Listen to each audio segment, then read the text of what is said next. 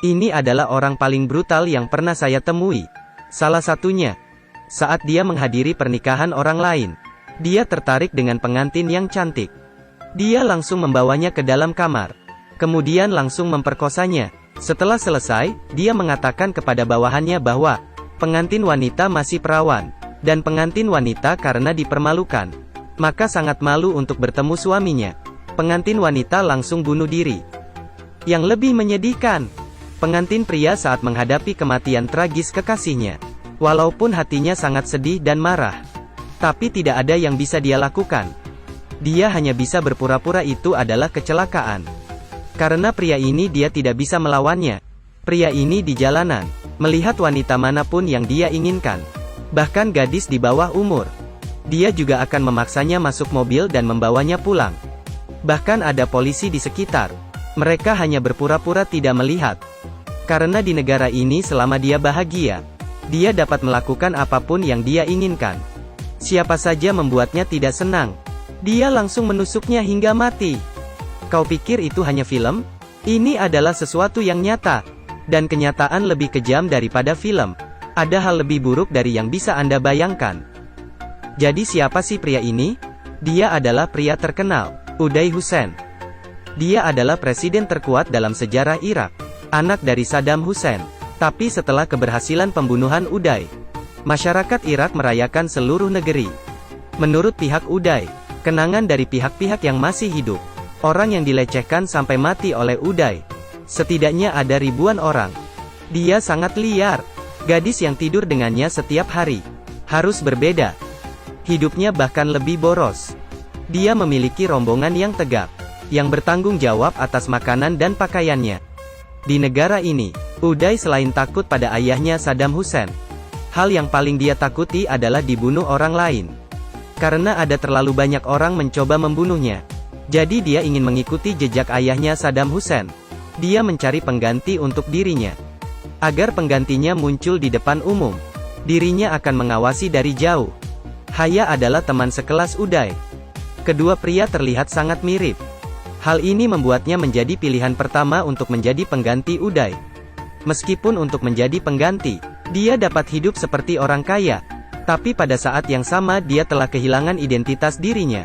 Dan mendapatkan risiko pembunuhan. Haya pasti akan menolak, tapi Uday jelas tidak berkonsultasi dengannya. Dia menyiksa Haya dengan segala macam cara. Akhirnya, keluarga Haya terancam. Haya terpaksa menyetujuinya. Segera ahli bedah plastik melakukan bedah plastik untuknya. Bahkan detail gigi tetap sama persis. Dan kemudian dia akan meniru kebiasaan dan perilaku Uday. Seperti menjadi pengganti yang sempurna. Ini adalah keberhasilan. Bahkan ayah kandungnya, Saddam Hussein, tidak bisa membedakan yang asli dan palsu. Setelah menjadi pengganti, Haya benar-benar melihat kebrutalan Uday. Dia masih bersenang-senang dengan cara menyiksa atlet. Ini adalah atlet nasional paling menyedihkan yang pernah saya lihat. Tidak hanya mereka yang tidak bermain sepak bola dengan baik akan dipatahkan kaki. Atlet angkat besi tidak mendapatkan emas olimpiade, maka akan disetrum hidup-hidup. Haya melihat rekaman video yang tragis. Sampai tidak berani berbicara. Dengan emosi dia mematikan televisi. Dia akhirnya mengerti betapa brutalnya membebaskan penguasa Irak. Tapi saat Uday di depan orang-orang, selalu ada respon baik. Dia bisa menjadi pusat perhatian semua orang. Hanya karena ayahnya adalah Saddam Hussein. Dia adalah penyelamat Irak. Penyiksaan yang brutal sudah masuk ke dalam darah negara ini. Namun ada keadilan nyata. Tapi tidak ada yang peduli. Haya melihat semakin banyak sisi gelap negara ini. Kelakuan Uday langsung merampok wanita sudah menjadi hal biasa. Yang mengerikan adalah, setelah bermain dengan gadis-gadis ini, dia akan membuangnya ke hutan belantara. Dan Uday yang melawan hukum. Satu-satunya yang dia takuti adalah ayahnya Saddam Hussein. Hari ini, karena salah paham kecil dalam perjamuan, Uday yang kehilangan kendali emosi, langsung membunuhnya di depan umum. Ayahnya adalah seorang jenderal. Dia tahu dia dalam kesulitan. Dia segera berpura-pura sedang sakit parah. Tapi Saddam Hussein tidak gampang untuk dikerjain. Dia langsung pergi ke rumah sakit, kemudian mencabut selang anaknya, kemudian menaparnya 10 kali berturut-turut, membuat Uday memuntahkan darah. Kemudian dia langsung mengambil pisau, dan bersiap untuk menyembunyikan anaknya yang jahat. Tapi karena ini adalah anak kandung, pada saat akhirnya, sebelum pisau mengenai anaknya, hatinya merasa lembut.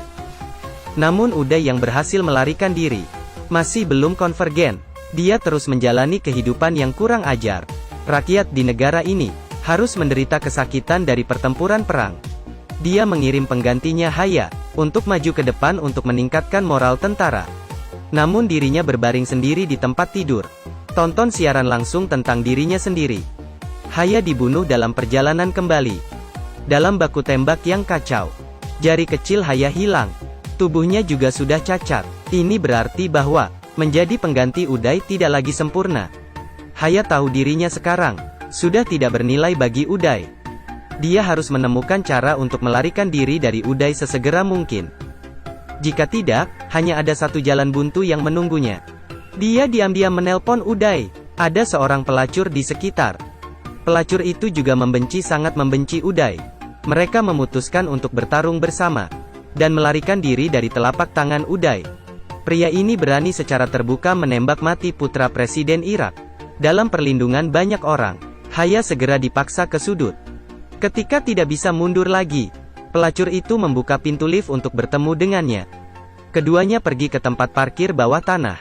Tapi Haya tidak melukai penjaga tempat parkir. Dia hanya menghindari senjata dan melaju pergi.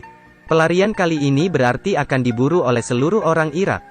Karena menjadi pengganti untuk Uday. Dia mengetahui terlalu banyak rahasia yang tidak seharusnya dia ketahui. Haya dan reaknya baru saja tinggal di sebuah hotel kecil. Dia mengira sementara ini sudah aman. Tapi segera mendapat telepon dari Uday, yang menyuruhnya agar pulang. Haya tahu keberadaannya terekspos. Tapi bagaimana bisa begitu cepat? Wanita di samping enggan mengakui bahwa dia yang melakukannya. Karena saat ini putrinya juga diculik oleh Uday. Wanita juga dipaksa untuk membantu. Belum selesai berbicara, sebuah peluru menembus kepala Haya. Uday mengirim pembunuhnya telah membuntuti mereka.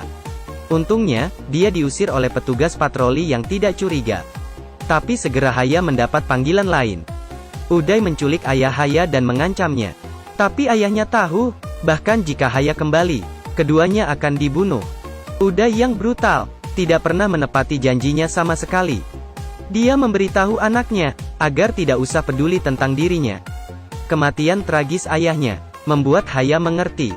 Di negara ini, dirinya tidak punya tempat untuk lari. Hanya serangan balik yang akan mengusir Uday. Dan agar bisa hidup, dia menemukan suami pengantin wanita yang telah dihina oleh Uday. Mereka merencana pembunuhan yang berani. Karena selalu menjadi pengganti Uday, Haya tahu area aktivitasnya dengan sangat baik. Hari ini Uday seperti biasanya, memilih seorang gadis di jalan untuk dibawa pulang. Dan dia tidak menyadari ada bahaya. Suami pengantin wanita mendorong kereta perlahan-lahan untuk menghalangi jalan Uday. Kemudian dia mengeluarkan pistol panjang. Tak disangka, pengawal yang bersembunyi terlebih dahulu menembaknya. Tapi siapa sangka Haya adalah pembunuh sebenarnya? Bagian depan hanyalah untuk menarik perhatian. Dalam kekacauan, Haya datang ke mobil Uday. Baru saja akan ditembak mati. Tak disangka gadis yang dibawa naik ke mobil adalah seorang gadis yang fanatik. Dia berusaha mendorong pistol Haya. Meskipun tidak berhasil membunuh Uday, tapi Haya berhasil menembak wajahnya. Sudah terlambat untuk mengangkat pistol lagi. Pengawal menemukannya dan menghentikannya. Tapi melihat pria di depannya adalah Haya yang pernah menyelamatkannya. Pengawal memilih untuk berpaling dan berpura-pura tidak melihat. Haya bercampur ke kerumunan dan menghilang.